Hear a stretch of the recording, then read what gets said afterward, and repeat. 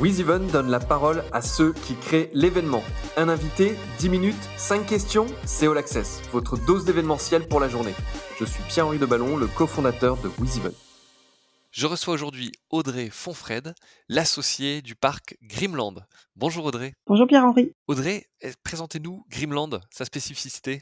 Oui, bien sûr. Alors, le parc Grimland, c'est un parc à thème sur la commune de La Roque-Montéron, dans les Bouches-du-Rhône, en Provence, qui organise un accueil au public. À peu près 85 000 visiteurs, voilà, en 2019, ouvert de février à novembre, ouvert bientôt depuis plus de 15 ans. Et notre spécificité, c'est bien sûr d'abriter en notre sein le plus grand labyrinthe en laurier d'Europe, permanent d'Europe. Nous proposons à nos visiteurs de le visiter avec 4 parcours de déambulation différentes, avec différents niveaux de difficulté, tout en redécouvrant l'œuvre des contes des frères Grimm. Avec plus de 30 activités, je crois, 30 activités, des attractions pour toute la famille, et notamment dès le plus jeune âge. Oui, tout à fait, dès 2 ans, jusqu'à 77 ans. Vous êtes aujourd'hui l'associé de ce parc à thème.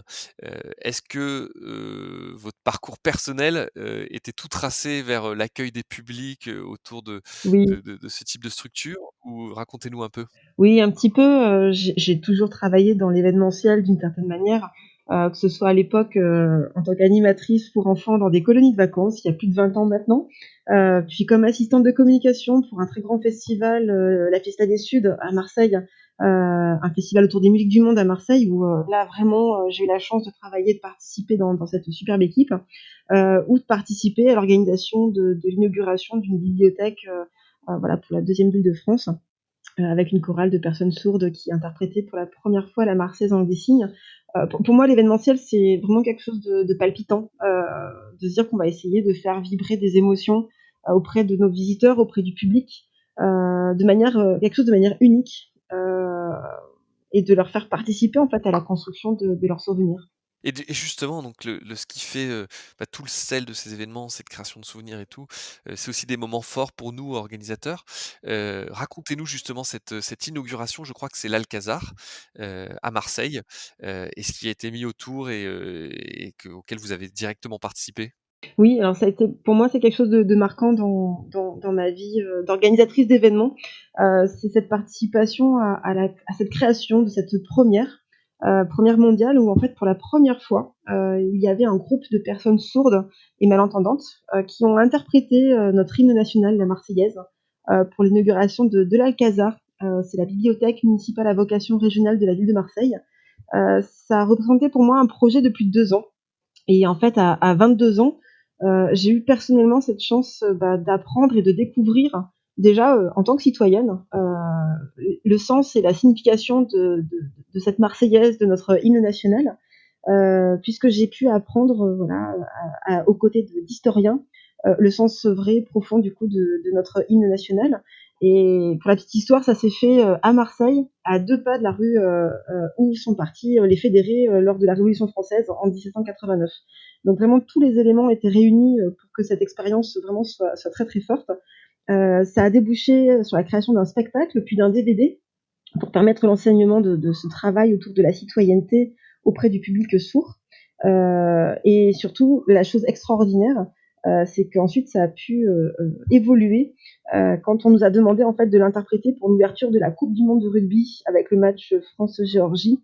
Ça, c'était en septembre 2007 au stade Vélodrome, devant le président de la République. Et là, je peux vous dire que quand on a 60 000 personnes qui entonnent la Marseillaise dans le stade Vélodrome à Marseille, et quand on a le groupe de sourds qui sont en plein milieu dans la pelouse, et qu'on a 60 000 personnes qui autour de nous chantent la Marseillaise, c'est quelque chose de très, très, très, très fort, voilà. Je crois que vous m'avez dit même vous en aviez pleuré d'émotion Ah oui, et oui. au fond, c'est des pleurs de joie, tout ce que peut apporter l'événementiel dans ces cas-là.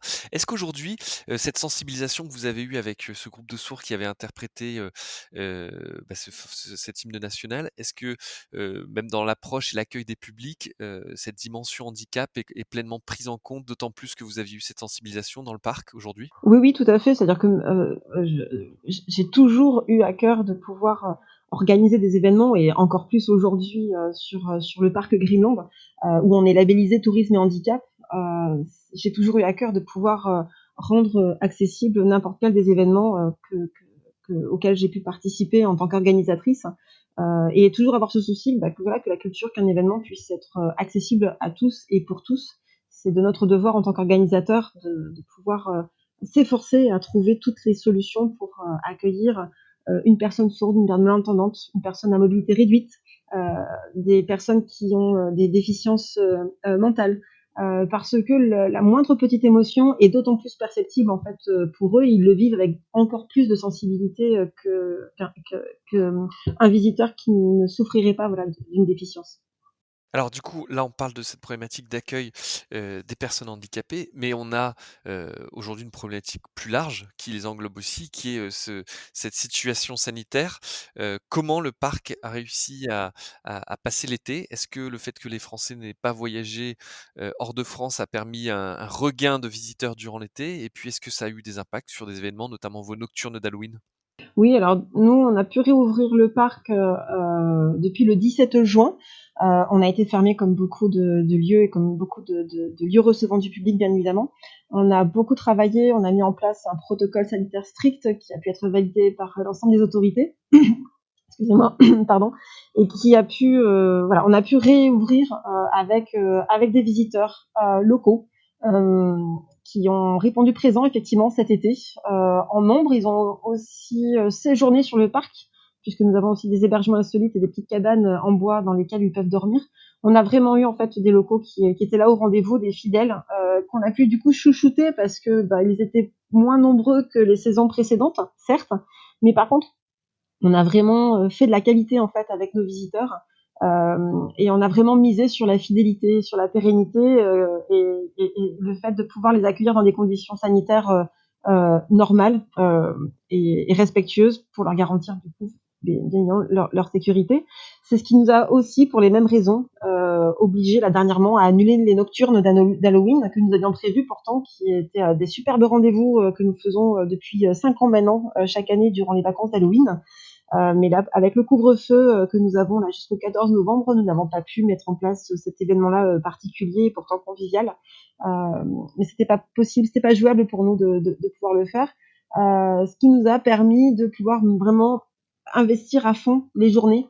Et les visiteurs sont là au rendez-vous du coup en journée et je pense en profitent encore plus en journée en étant un peu privés du coup de liberté serait un grand mot, mais en étant privé voilà, de sortie du coup en fin de journée et en soirée.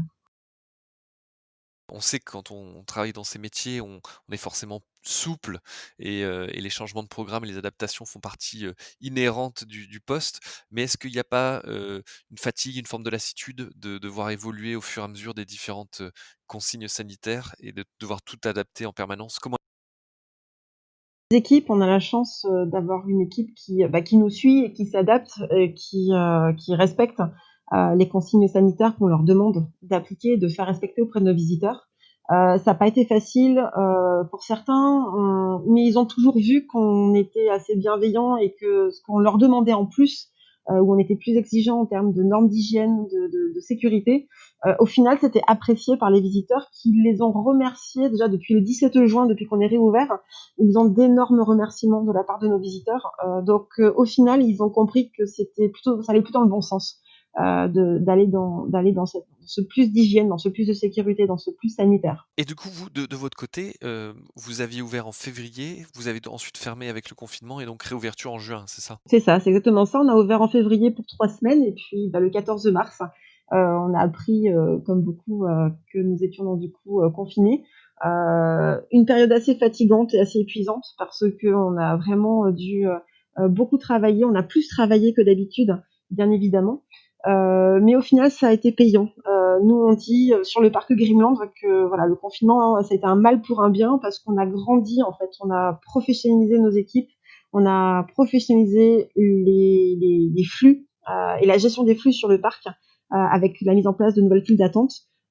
Et tout ça, du coup, ça va durer, ça va rester et ça a vraiment été apprécié. Et aujourd'hui, on est très content en fait d'avoir fait tous ces aménagements-là. Bah, Audrey, je vous propose qu'on reste sur cette note positive, à savoir que ça a été un mal pour un bien et que ça a permis, au parc d'avancer et de proposer, d'améliorer son accueil et son expérience pour les clients. Le parc, est ouvert jusqu'à fin novembre, c'est ça? Oui, il est ouvert jusqu'au 29 novembre, les week-ends et les jours fériés de 10h jusqu'à 18h. Eh ben, on vous invite à découvrir ce parc et merci Audrey d'avoir partagé avec nous, ce moment émouvant, au stade Vélodrome avec, ce lancement de la coupe du monde de rugby et cet hymne national interprété par des personnes sourdes qui l'avaient, interprété précédemment à l'Alcazar pour l'inauguration de cette bibliothèque marseillaise et puis merci pour ce tour dans le parc Grimland. Merci beaucoup. Merci, au revoir. À bientôt. Vous écoutiez All Access, le podcast de WizEvent, la solution de billetterie, d'inscription et de cashless pour les organisateurs d'événements. Pour prolonger cet échange, partagez, commentez et notez cet épisode sur vos plateformes préférées. Et pour nous rejoindre, rien de plus simple, media@wizevent.com.